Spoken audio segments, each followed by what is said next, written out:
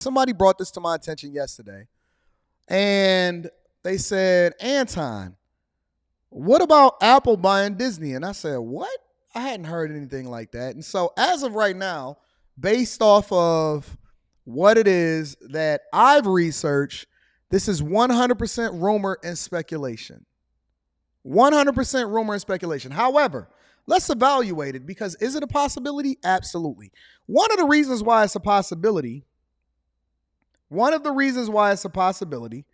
is because Disney is hemorrhaging money.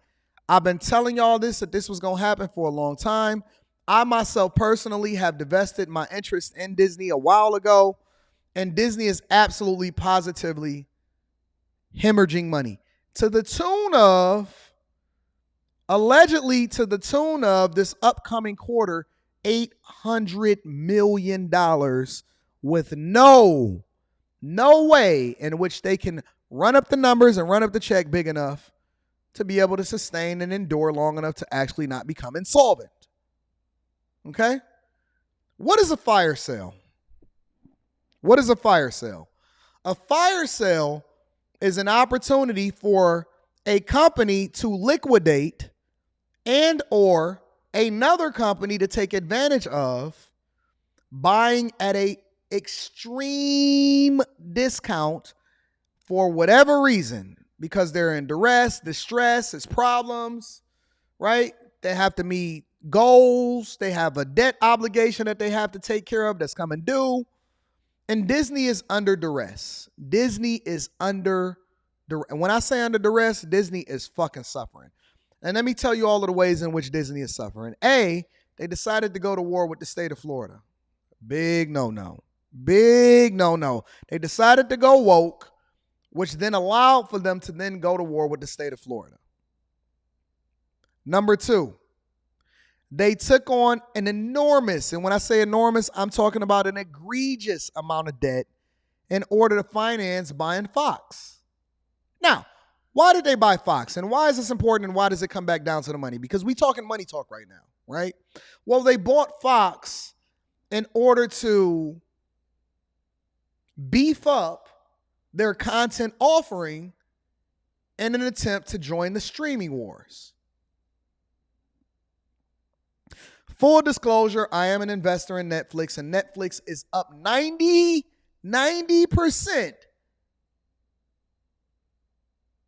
since the collapse of tech companies during the pandemic. Netflix is up 90% since all of the different tech companies and tech stocks started bottoming out. Meta is booming. Netflix is booming. When I told y'all just hold on, everything is cyclical, y'all didn't believe me, and I said that we was going to be running these fucking numbers up. Netflix is up 90%.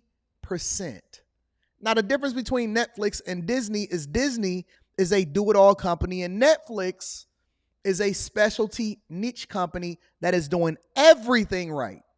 They recently boosted their subscriber base.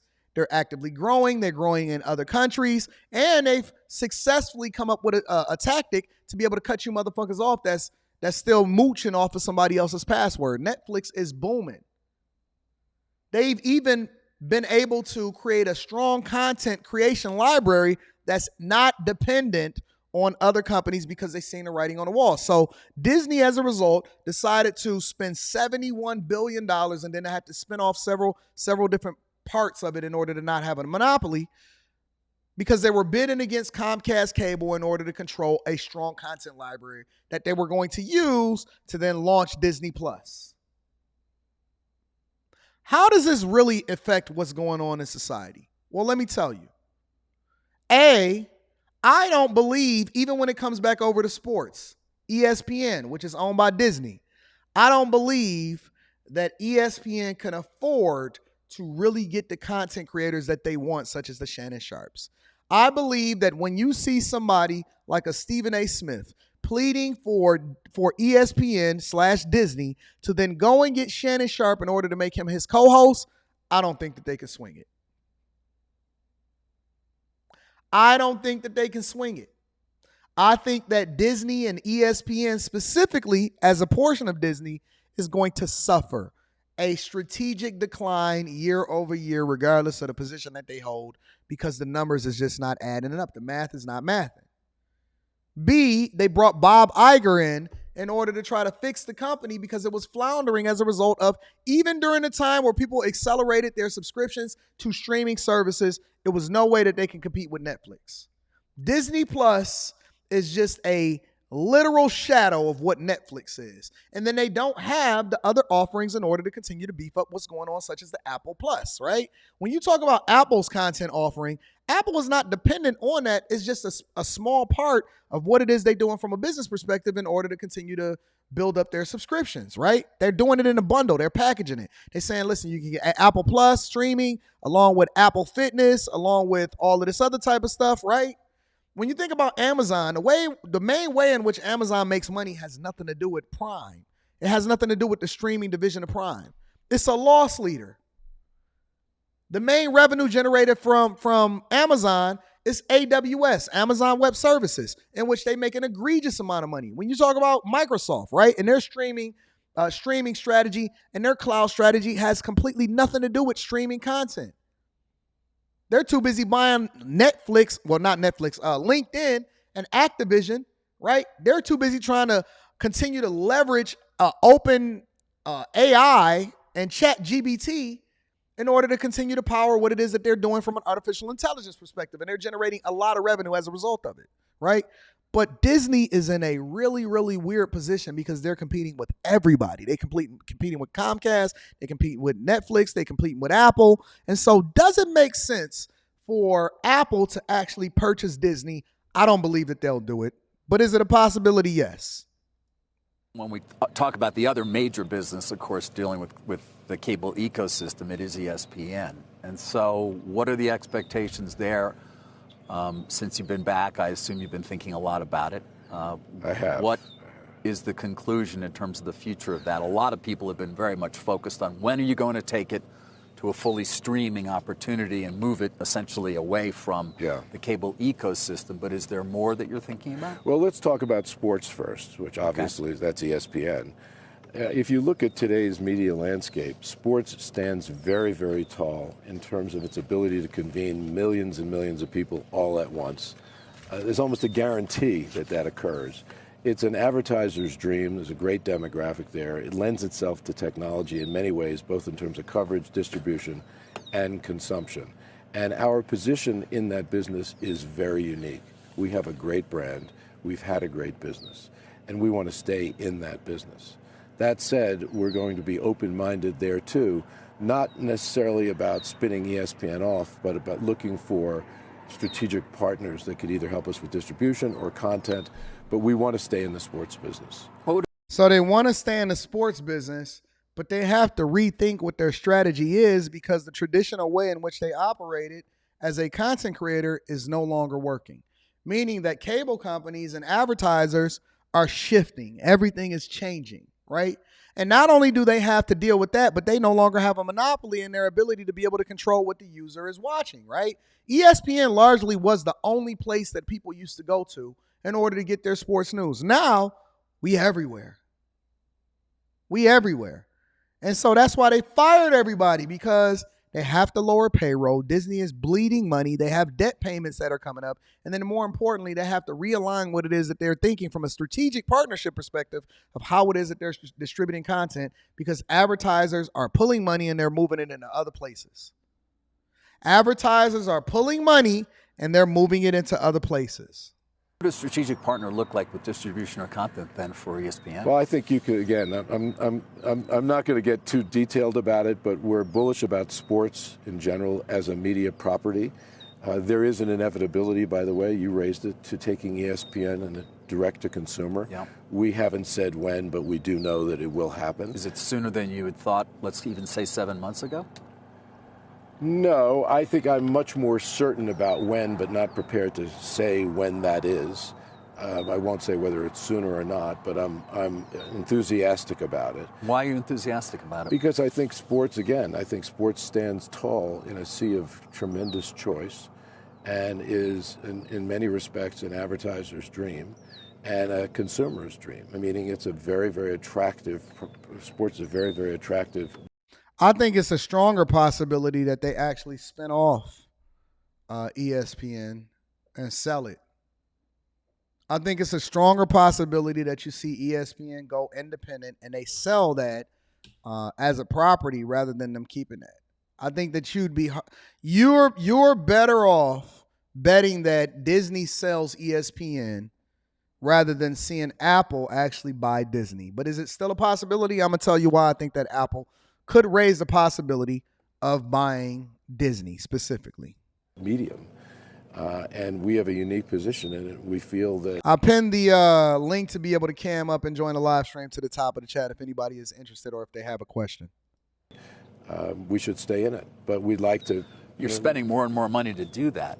I mean, to keep the NBA, to keep the NFL, essentially rent. One of the benefits of being able to spin off an ESPN and sell it is, first of all, if it's not generating as much revenue as they would like it to do, even though he see it as bullish, I think that what we're doing right now is we're seeing a sales pitch.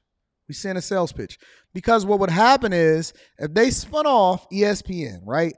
Let's say that ESPN became its own company. What a lot of these companies would usually do is they would also spin off a lot of the debt associated with Disney and then saddle that with whoever it is that decides to either buy ESPN or raise another initial public offering, meaning that they would make ESPN its own entity instead of under an umbrella of Disney. You can spin off a lot of the costs and the debt that's associated with the parent company as a whole by being able to spin that off and make it its own IPO or be able to sell that as its own individual entity. The question is, how much is ESPN really worth? And so it's a lot of different possibilities. And the question that we should be asking ourselves is not whether or not we like ESPN or not, right? But whether or not Disney is a buy because their stock is down, but based off of some of the decisions that they decide to make going forward, is this a bounce back opportunity and a profitable business venture to go along with long term? The question that we should be asking ourselves is Disney a buy right now based off of the possibilities of what they can do, considering that they have to do something sooner rather than later, or is Disney going to be a fire sale as a result of it? Let's continue. The content that keeps this thing alive. I mean, is that the best use for your capital? Well, I know a lot's been said about renting versus owning, and if you can rent it and continue to be profitable from renting it, which we have been and we believe we will continue to be, then there's real value in staying in it. You know, we have great relationships with Major League Baseball and the National Hockey League and various college conferences, and of course the NFL and the NBA. And it's not just about the live sports coverage, of those leagues, those teams. It's also about all the shoulder programming that throws off on ESPN and what you can do with it in a streaming world. As a director, they need to fucking get rid of that WNBA. I don't know why they trying to do that. Proposition.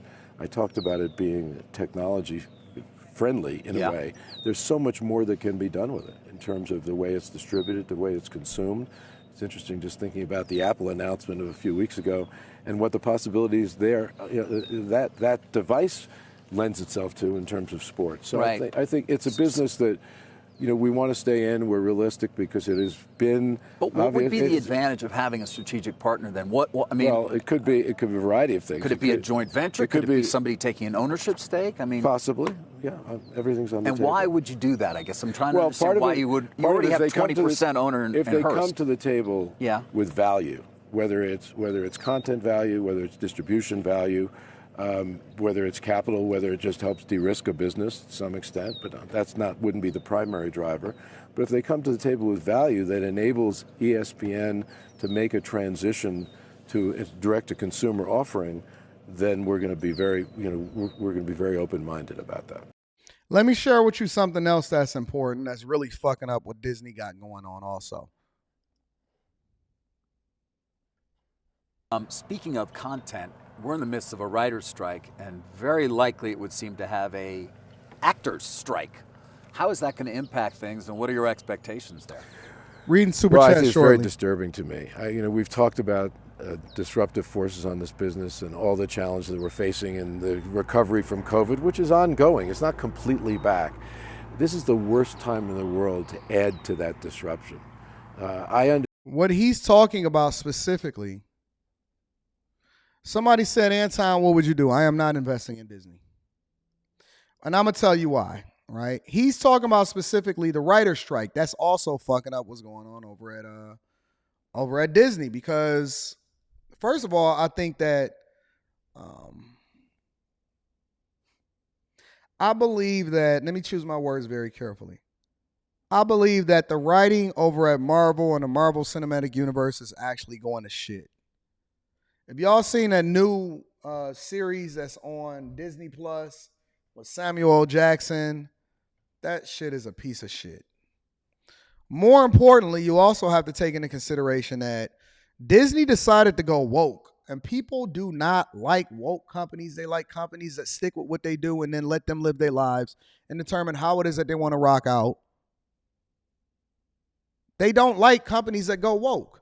And one of the ways in which you can see Disney going woke is in their Marvel movies, and that every single movie got to have a fucking sexual reference to something about being alphabet community plus and all of that shit. Listen, I don't really care what you do in your bedroom, but why are you throwing it in front of our face?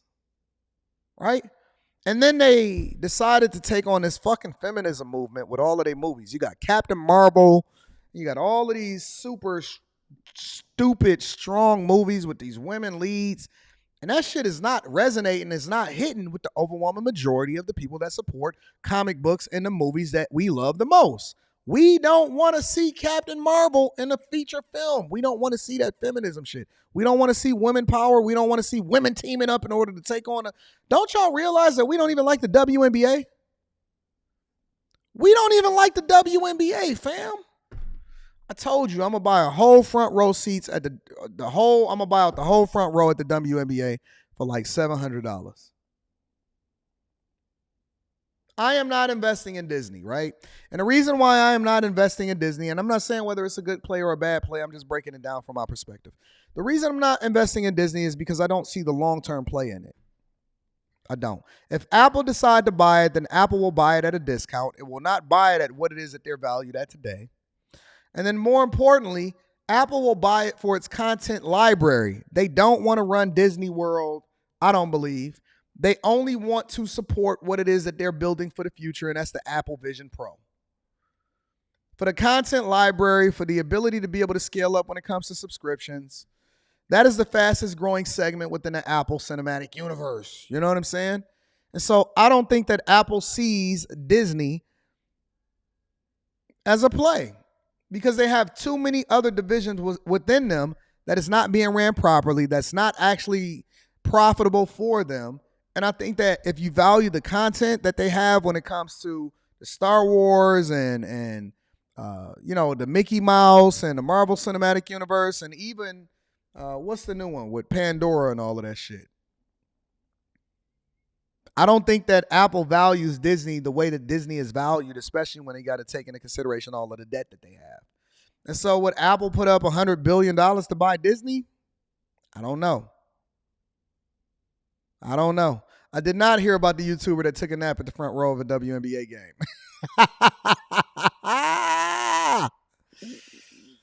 Oh, but let me continue to play this out. I'm gonna read Super Chat shortly. Any labor He's talking about the writer's strike. Desire to work on the behalf of its members to get the most compensation, to be compensated fairly based on the value that they deliver. We managed as an industry to negotiate a very good deal with the Directors Guild that reflects the value that the directors I'm gonna check out that. Hey, send it to me in my email, the video of him falling asleep.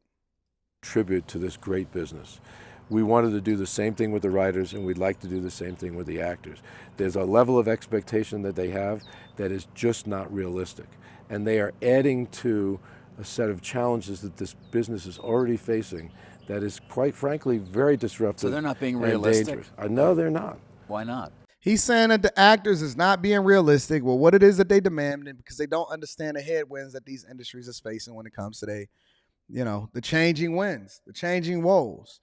The amount of money that they generating from movies is not the same anymore. And plus you got AI, and I think that that's going to play a big role, a huge role, so on and so forth. So I don't see Disney as a play personally. And I also do not think that Apple is going to buy out Disney. I don't. That's not even Apple style. Apple really doesn't make big splashes. They made a huge splash when they bought Beats by Dre for like $3-4 billion or something like that. No way that Apple is spending $100 billion plus. In my opinion, I don't see it. I could be wrong. If I am wrong, I will bring myself back to the front of the congregation. I do not see Disney as a play. I do not see Apple and, the primary way in which Apple is generating revenue. I don't think Apple is the type of company to stretch themselves thin. And I don't think that they want to plow a bunch of money into Disney specifically. I think that they want to do what Apple does best, which is very, very smart. They're not looking to diversify specifically. If you look at all of the companies that Apple has purchased over the last 2 to 3 years, you can go back as far as 5 years. Apple has been purchasing companies that feed into the technology that's going into the Vision Pro. Apple has been purchasing companies that can feed into what the vision is that Tim Cook has as far as his legacy moment in the product that he's going to introduce in 2024. They're not buying content creation libraries. They're purchasing movies and things like that, and they're in the game to buy movies that they can stream exclusively on Apple Plus. But they're not in the business of trying to buy out the entirety of what Disney is. If Disney is to sell itself, then it is going to be breaking itself up. You got the parks division is going to be completely separate, in my opinion, from ESPN. ESPN is going to be completely separate from the mouse. The mouse is going to be completely separate from the Marvel Cinematic Universe. And so the only thing that they can do is auction themselves out and fire sell themselves. Because I don't even know of a company that will purchase them that can justify the purchase and taking on all of the debt that Disney has. Doesn't make sense to me.